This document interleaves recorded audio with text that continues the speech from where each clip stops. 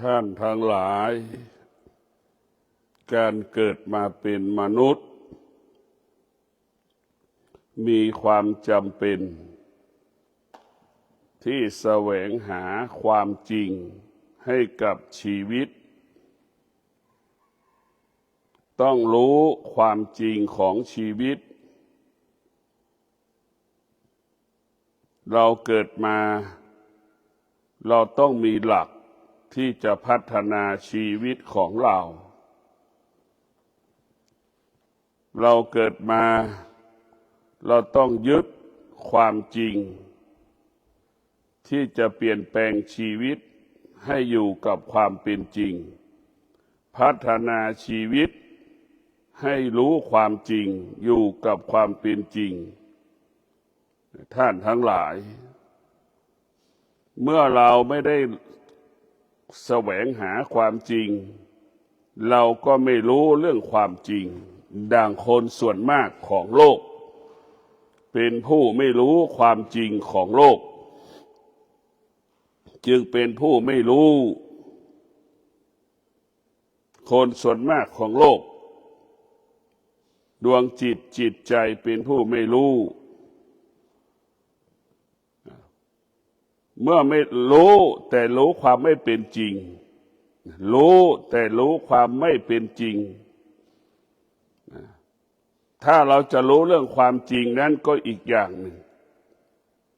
หรือว่ารู้เรื่องความจริงคือเป็นเรื่องของธรรมะล้วนๆรู้ความไม่เป็นจริงก็คือรู้เรื่องธรรมชาติทั้งล้วนๆระบบของธรรมชาติวัฒนธรรมของธรรมชาติระบบธรรมะวัฒนธรรมของธรรมะก็อีกอย่างหนึ่งธรรมะเป็นความจริงเป็นความจริงที่มนุษย์ทุกคนสัมผัสได้รู้ได้ด้วยตัวเราเองโดยไม่ต้องให้ใครมาสอนก็ได้เพราะความจริงของธรรมะเป็นความจริงเกิดขึ้นที่กายกับจิตเป็นความจริงที่อยู่ในกายกับจิตส่วนความจริงของธรรมชาติก็เป็นความจริงแต่เป็นความจริงของนอกกายเป็นความจริงของนอกกายเป็นความจริงที่แปรสภาพเปลี่ยนแปลงเสมอตลอดเวลา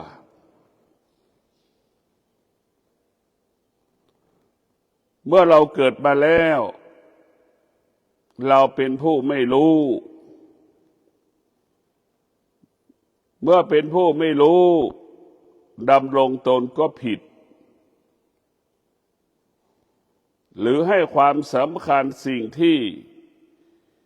เป็นจริงผิดให้ความสำคัญสิ่งต่างๆก็ผิดพลาดเช่นลูกมีเวลาให้กับภรรยาของตนเองสามีกับตนเองลูกที่ไม่รู้มีเวลาให้สามีตนเองมีเวลาให้ภรรยาตนเองแต่ไม่มีเวลาให้พ่อให้แม่เนี่ยภาษาธรรมะว่าลูกมีอวิชชาอยู่ในหัวใจลูกก็จะเห็นผิดเป็นถูกเห็นความจริงอันที่หนึ่งไปเป็นอันที่สองเห็นความจริงอันที่สองมาเป็นความจริงอันที่หนึ่งดังเห็นภรรยาตัวเองเหนือกว่าพ่อแม่ตัวเองอันนี้แหละคือโลกที่มีหัวใจอวิชชาเรียกว่าความไม่รู้ความจริงที่แท้จริงจึงปฏิบัติตนประพฤติตนผิดสืบเนื่องต่อเนื่องมาถึงพ่อแม่ปัจจุบันถึงลูกปัจจุบันว่าที่พ่อแม่ในอนาคตก็เป็นเช่นนี้ลูกที่มีหัวใจอวิชชานั้น มีเวลาให้กับครอบครัวตนเองแต่ไม่มีเวลาให้พ่อให้แม่ของตนเองอันนี้แหละหัวใจอวิชชาเป็นผู้ไม่รู้จะเป็นเช่นนี้มีเวลาเลี้ยงลูกมีเวลาเลี้ยงสามีมีเวลาเลี้ยงภรรยาลูกหัวใจที่มีอวิชชาแต่ไม่มีเวลาเลี้ยงพ่อเลี้ยงแม่อันนี้แหละหัวใจลูกที่มีอวิชชาก็เป็นเช่นนี้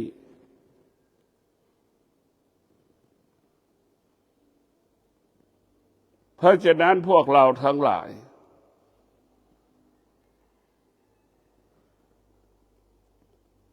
เราเห็นผิดเป็นถูกเพราะหัวใจเรามีอวิชชาเรามีตอนที่พ่อแม่ปกติ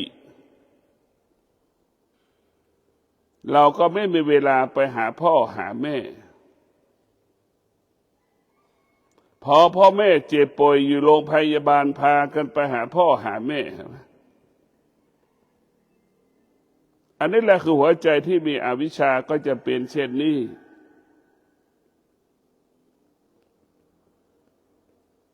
ตอนที่พ่อแม่ปกติก็ไม่เคยสนใจใส่ใจกลับไปสนใจใส่ใจพ่อแม่ตอนพ่อแม่ผิดปกติก็คือเจ็บป่วยในหัวใจที่มีอวิชชาเป็นเช่นนี้ไม่มีตอนที่พ่อแม่ปกติไม่มีเวลาดูแลบ้านให้พ่อให้แม่ไม่มี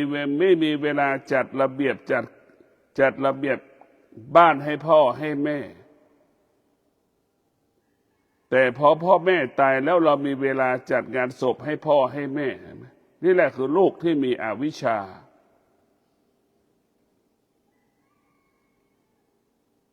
ตอนที่พ่อแม่มีเวลามีชีวิตอยู่เราก็ไม่มีเวลาแต่พอพ่อแม่ตายแล้วมีเวลาแถมว่านี่แหละหัวใจที่มีอวิชชาเวลาพ่อแม่ตายแล้วก็มีเวลาที่จะไปเผาพ่อแม่ตอนที่พ่อแม่มีชีวิตอยู่ไม่มีเวลาให้พ่อให้แม่แต่พอเวลาพ่อแม่ตายแล้วมีเวลาให้พ่อให้แม่เนี่ยนี่แหละลูกที่มีหัวใจอวิชชามันจะเป็นเช่นนี้เป็นแบบนี้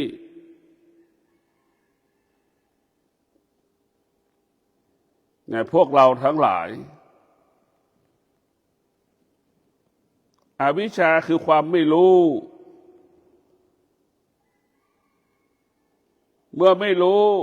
ก็เห็นสิ่งที่เป็นความจริงไม่เป็นความจริงเห็นความจริงที่สำคัญกับเป็นความจริงที่เป็นอันรองเพราะลูกไม่มีธรรมะเมื่อไม่มีธรรมะก็ไม่มีความเป็นจริงไม่มีความเป็นธรรมลูกที่มีธรรมะก็จะให้มีความเป็นธรรมมีความยุติธรรมเกิดความเป็นธรรมแก่ตนเองและบุคคลอื่นๆพวกเราทั้งหลายเกิดมาเราต้องรู้เรื่องความจริงอวิชชาก็เป็นความจริงว่าเป็นผู้ไม่รู้ก็ยังมีอยู่บนโลกใบนี้ลูกที่ไม่รู้ก็ยังมีอยู่ในครอบครัวทุกครอบครัวนี่เราก็ต้องรู้แบบนี้เราต้องรู้ว่าเป็นความจริงอยู่อวิชชาก็คือพ่อแม่ของเราแหละเป็นต้นกำเนิดอวิชชาพ่อแม่ของเราก็เป็นต้นกำเนิดอวิชชาวันนั้นในอดีตพ่อแม่ก็เป็นอย่างเราเป็นนั่นแหละเมื่อพ่อแม่แต่งงานเสร็จพ่อแม่ก็ไปหลงสามีตนเองหลงภรรยาตนเองหลงลูกตนเองมีเวลาให้สามีตนเองภรรยาตัวเองลูกตนเองแต่ไม่มีเวลาให้พ่อให้แม่เนี่ยอันนี้คือของภาษาชาวบ้านนั่นคือบาปกรรมของพ่อแม่ บาปกรรมของลูกที่เป็นมรดกสืบทอดกันมาวันนั้นในอดีตพ่อแม่ก็มีครอบครัวก็ให้ความสำคัญครอบครัวของตนเองเหนือกว่าพ่อแม่ตนเอง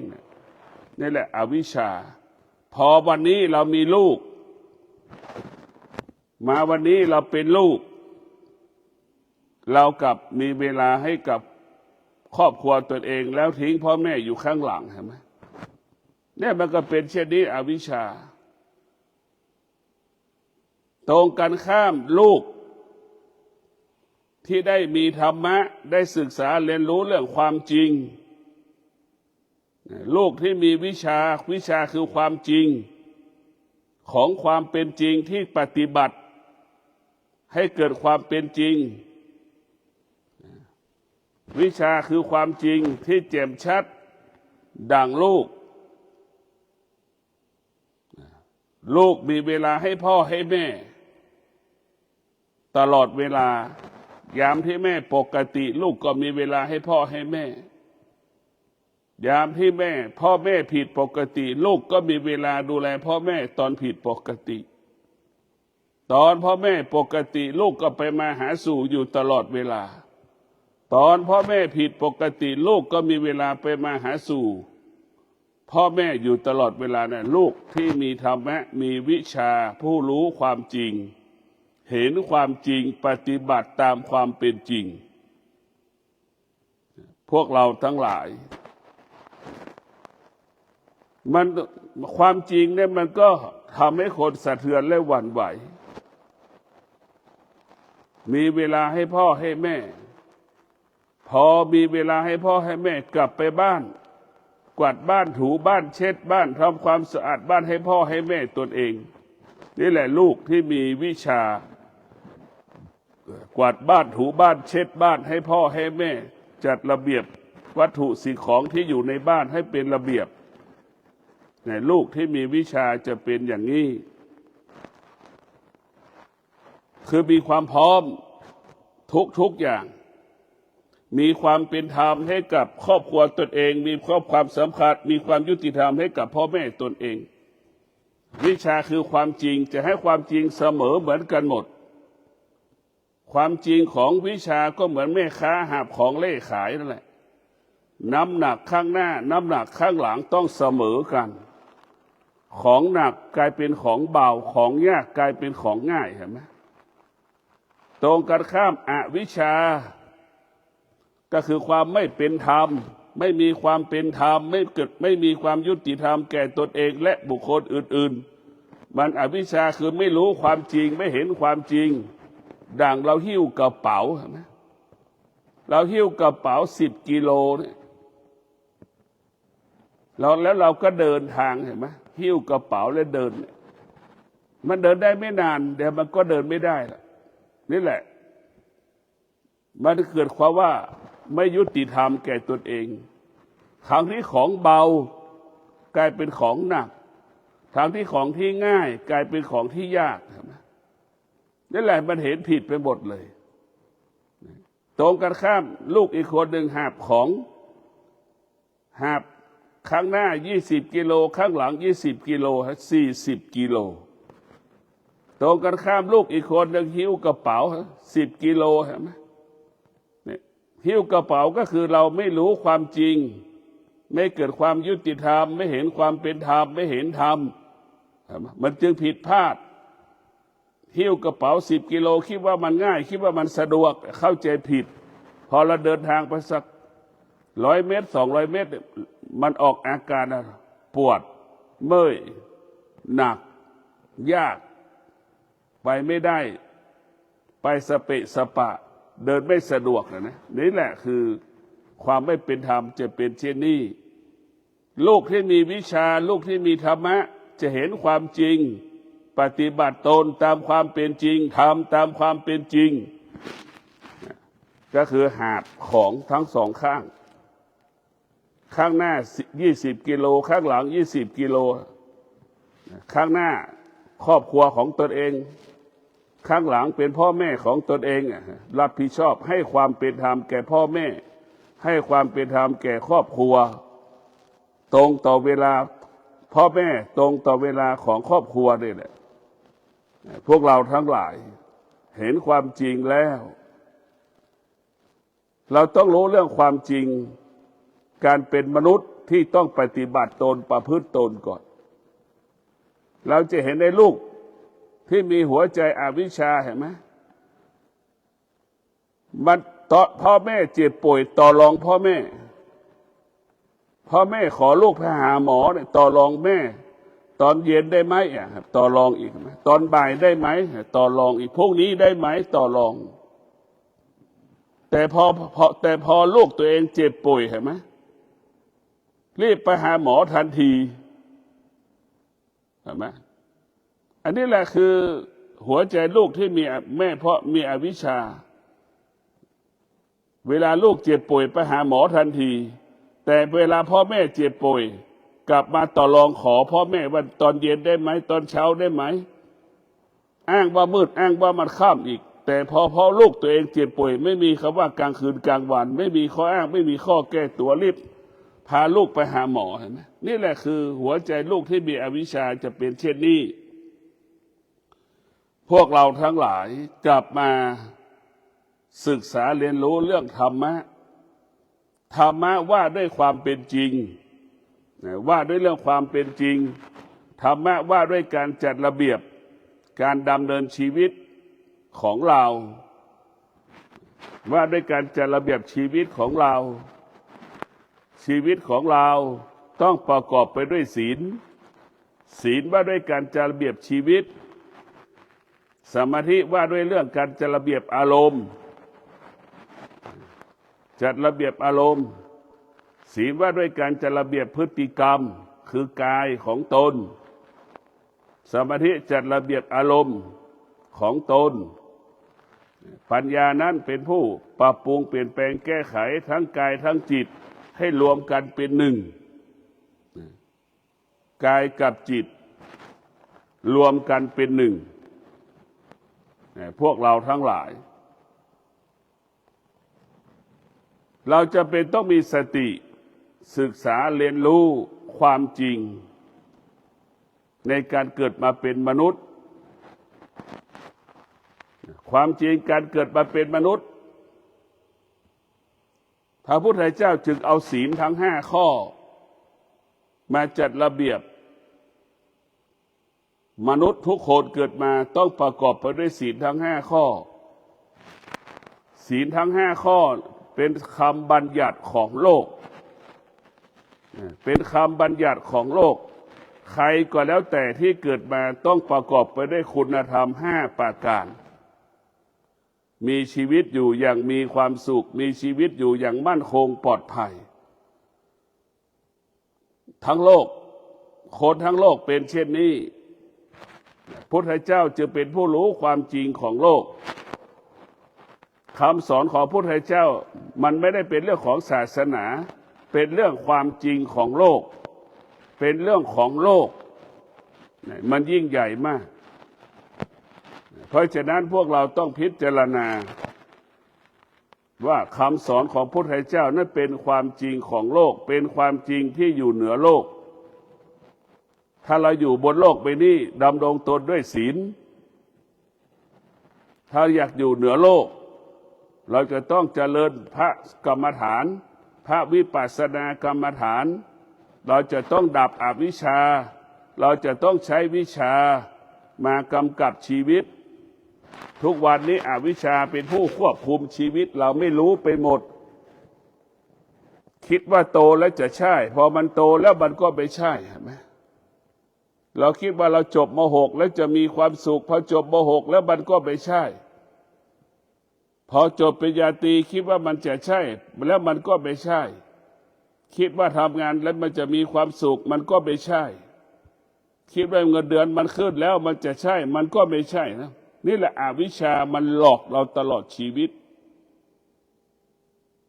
มนุษย์ที่มีอวิชชาก็เอาชีวิตไว้กับสิ่งต่างๆเอาชีวิตมอบให้กับสิ่งต่างๆคิดว่าสิ่งนี้จะทำให้เรามีความสุขเราไปคิดแบบนี้แหละอวิชชา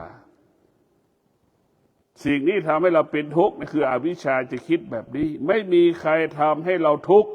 ตัวเราเท่านั้นทำให้เราทุกข์อันนี้หัวใจที่มีวิชาตัวเราเท่านั้นทำให้เราทุกข์ตัวเราเท่านั้นจะทำให้เราพ้นทุกข์นี่คือหัวใจที่มีวิชาจะเป็นเช่นนี้พวกเราทั้งหลายเราจะต้องเอาวิชานี่มากำกับชีวิตเราให้เรารู้แจ้งรู้จริงรู้ความจริงเราจะพ้นทุกข์กันเป็นมนุษย์เราจะเอาวิชามาจัดการเป็นมนุษย์ของเราให้เรารู้เรื่องความจริงกันเป็นมนุษย์เอาวิชามาจัดการดำเนินชีวิตกันเป็นมนุษย์ของเราแค่นี้ก็ประเสริฐสูงสุดเราจะไม่ต้องเอาวิชาไปใช้ในสมุดอริยสัจทุกสมุทัยนี้ลดมรรคเราเอาไปใช้ในการจัดการชีวิตประจำวันเราก่อนเราจะทำยังไงการเกิดมาเป็นมนุษย์ของเราให้เราเข้าใจสุขเข้าใจทุกข์ทำอย่างไรให้เราอยู่กับสุขกับทุกข์ที่มันปรากฏกับชีวิตเราเนี่ยทุกวันนี้อวิชชามาครอบงำสุขเกิดก็สำแดงอาการเห็นไหมมันไม่รู้ความจริงทุกข์เกิดมันก็สำแดงอาการไม่รู้ความจริงอันนี้คือเป็นสิ่งที่น่ากลัวที่สุดมนุษย์จึงไม่มีหลักว่าสุขที่แท้จริงคืออะไรทุกข์ที่แท้จริงคืออะไรมันไม่รู้สุขที่แท้จริงคืออะไรทุกข์ที่แท้จริงคืออะไรเราก็ยังไม่รู้ทุกวันนี้เราเอาความรู้สึกมาเป็นความสุขเอาความรู้สึกมาเป็นความทุกข์สิ่งใดที่ชอบใจก็เอาสิ่งนั้นมาเป็นความสุขสิ่งใดไม่ชอบใจเราก็เอาสิ่งนั้นมาเป็นความทุกข์อันนี้แหละคือความที่หัวใจที่มีอวิชชาคนไหนตอบสนองเราก็บอกว่าคนนั้นเป็นคนดีเป็นคนของเราอันนี้แหละคือหัวใจที่มีอวิชชามันจะเข้าใจผิดหมดพวกเราทั้งหลายเกิดมาเป็นคนมาเรียนรู้ความจริงของชีวิตก็คือธรรมะตนแลเป็นที่พึ่งแห่งตนตนแลเป็นที่พึ่งแห่งตนเพราะฉะนั้นความเจริญจะเกิดขึ้นได้ก็ได้ตัวเราเองความเสื่อมที่มันเกิดขึ้นกับชีวิตของเราก็ได้ตัวเราเองตัวเราเองเป็นผู้พัฒนาเปลี่ยนแปลงชีวิตให้เกิดความดีงามยิ่งขึ้นไปก็ได้ตัวเราเองตัวเราเองเป็นผู้ทำลายเบียดเบียนชีวิตของเราก็คือตัวเราเองทั้งสิ้นแต่มนุษย์มีอวิชชาครอบงำจึงเห็นสิ่งอื่นว่าทำลายชีวิตตนเองเนี่ยเห็นสิ่งอื่นว่าทำลายชีวิตตัวเองเอาสิ่งอื่นมาเบียดเบียนชีวิตตนเองไม่เห็นความจริงก็จึงผิดตลอดเวลาคิดก็ผิดพูดก็ผิดกระทำก็ผิดส่วนมนุษย์ที่มีธรรมะมีวิชานั้นจะเห็นความจริงตัวเราเท่านั้นทำให้เราเป็นทุกข์ตัวเราเท่านั้นที่จะแก้ความทุกข์ได้มันจะเห็นแบบนี้เห็นแบบนี้อย่างนี้พวกเราเกิดมาแล้วเราต้องไปเจริญสติปัฏฐานสี่เราจ้องนั่งสมาธิเจริญจิตภาวนาเรานั่งสมาธิได้พิจารณาธรรมได้พิจารณาธรรมที่มันปรากฏทางตาทางหูจมูกลิ้นกายใจเราต้องพิจารณาแล้วก็คัดแยกคัดเลือกแล้วก็คัดแยกเป็นหมวดเป็นหมู่เราต้องแยกว่าสิ่งนี้เป็นธรรมชาติสิ่งนี้เป็นธรรมเราก็แยกออกสิ่งนี้เป็นอธรรมสิ่งนี้เป็นกุศลสิ่งนี้เป็นอกุศลสิ่งนี้เป็นกุศลเราจะต้องแยกให้ออกเรียกว่าแยกสิ่งที่เป็นกลางคืนสิ่งที่เป็นกลางวันให้ออกได้เมื่อเราพิจารณา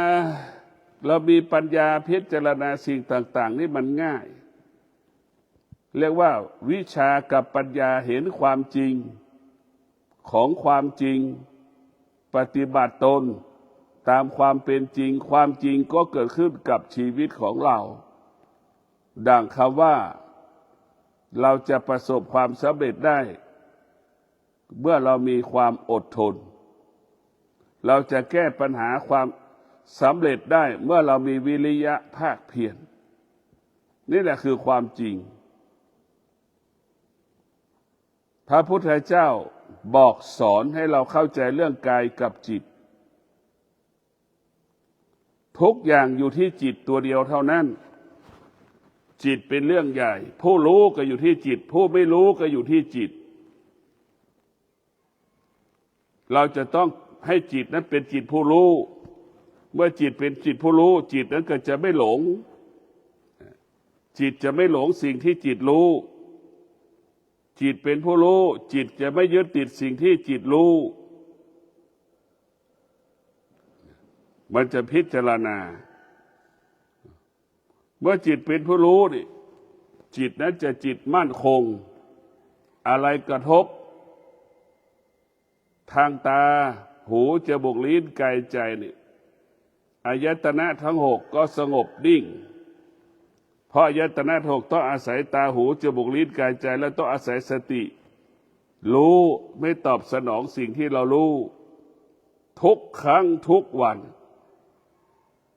รู้ไม่ตอบสนองสิ่งที่เรารู้รู้สงบนิ่งกับสิ่งที่เรารู้รู้ก็อยู่เหนือสิ่งที่เรารู้ทั้งหมดทั้งสิ้นมันก็บอกอีกว่าสิ่งที่เรารู้ไม่เที่ยงสิ่งที่เรารู้มันไม่เที่ยง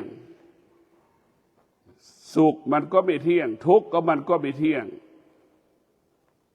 สิ่งนี้ไม่เที่ยงเกิดทางไหนทางตาตาเห็นรูปก็ไม่เที่ยงหูได้ยินเสียงมันก็ไม่เที่ยงจมูกสัมผัสกับกลิ่นมันก็ไม่เที่ยงลิ้นสัมผัสกับรสชาติอาหารน้ำต่างๆมันก็ไม่เที่ยงนี่เรียกว่าความไม่เที่ยงทั้งหลายมันก็ผ่านทางตาอายตนะทั้งหกตาหูจมูกลิ้นกายใจเราทั้งหมดทั้งสิ้นเมื่อเรารู้เมื่อเรามีสติรู้เราก็จะอยู่เหนือสิ่งที่ตารู้หูรู้จมูกรู้ลิ้นรู้กายรู้จิตมันรู้เราก็จะอยู่เหนือมันรู้แล้วเราอยู่เหนือมัน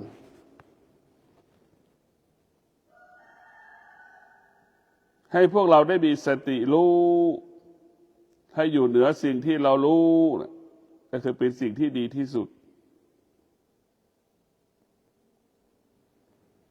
พวกเราต้อง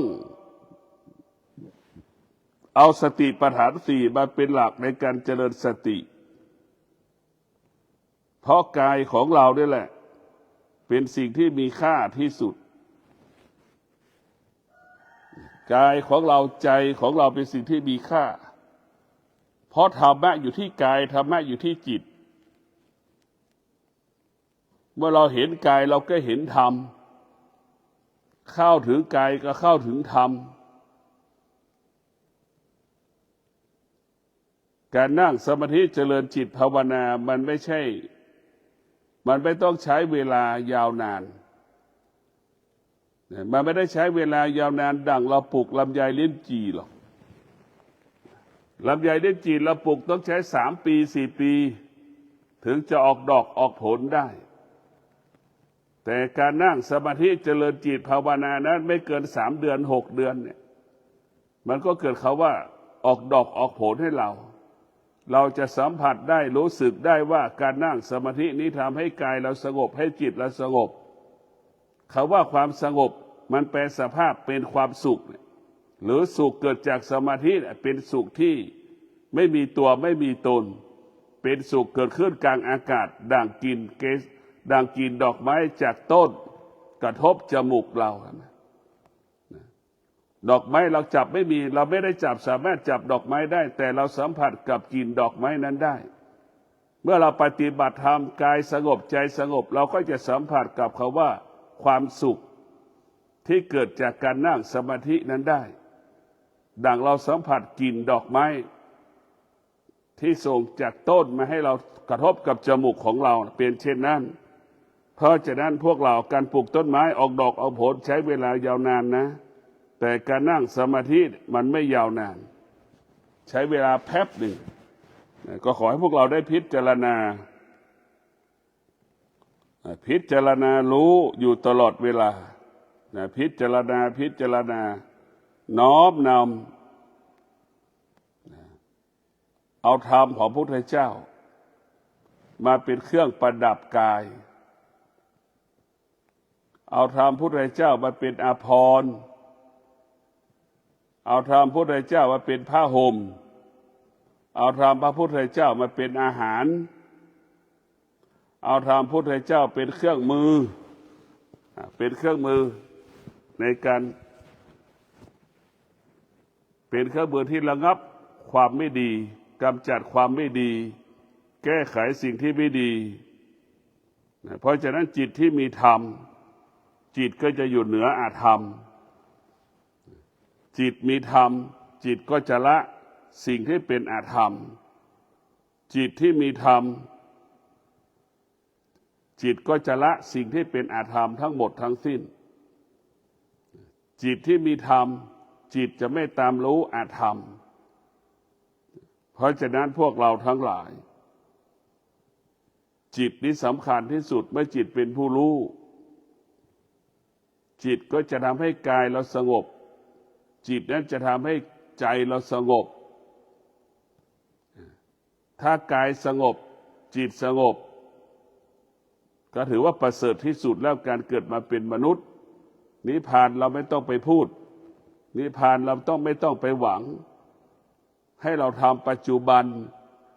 การเป็นมนุษย์สมบูรณ์แบบก็พอแล้ว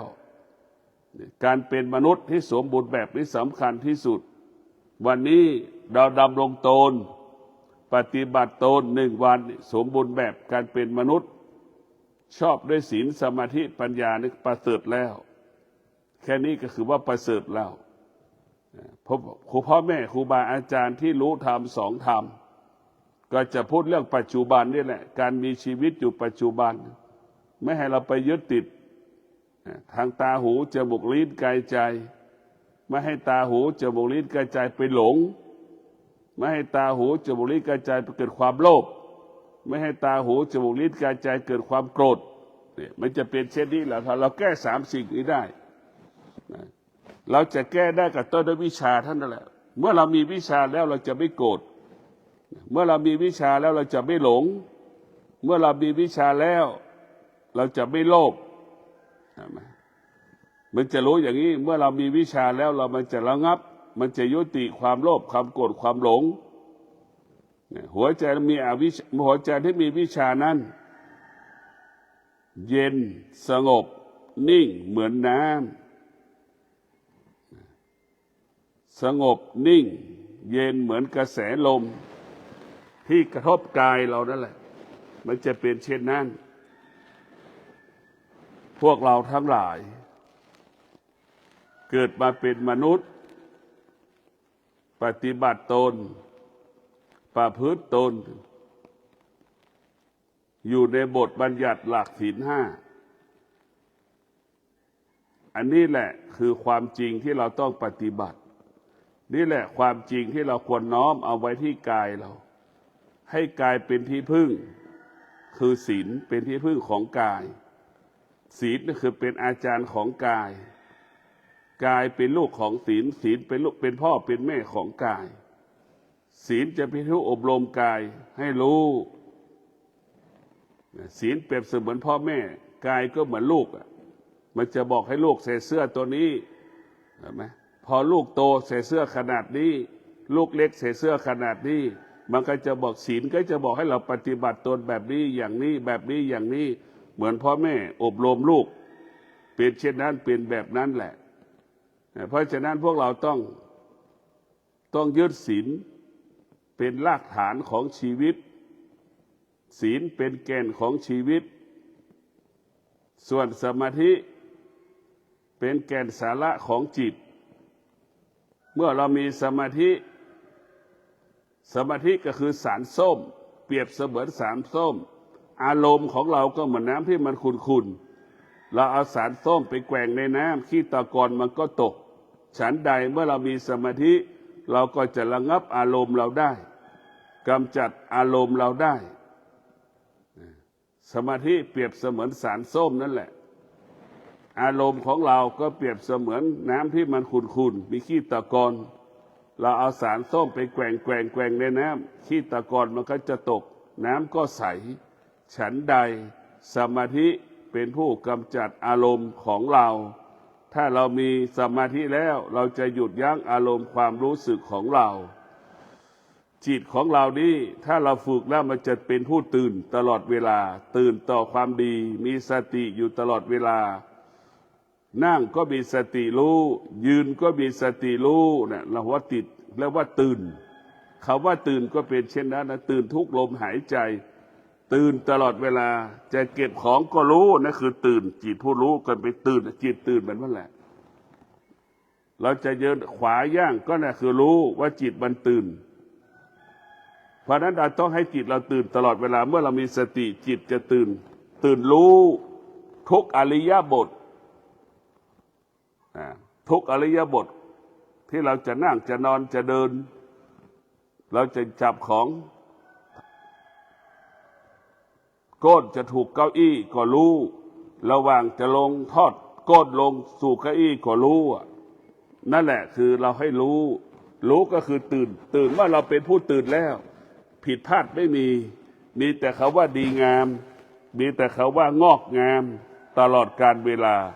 ขอให้ท่านทั้งหลายมีสติรู้ตื่นรู้กายที่มันขับเคลื่อนกายของเราที่มันขับเคลื่อนจิตที่มันรับรู้กายรู้จิตเป็นผู้ตื่นรู้หูได้ยินเสียงก็รู้ตื่นรู้แต่ก็ไม่ติดในเสียงที่รู้นี่แหละคือตาเห็นรูปตาก็ตื่นรู้แต่ตาก็ไม่ยึดติดในรูปที่ตาเห็นนั้น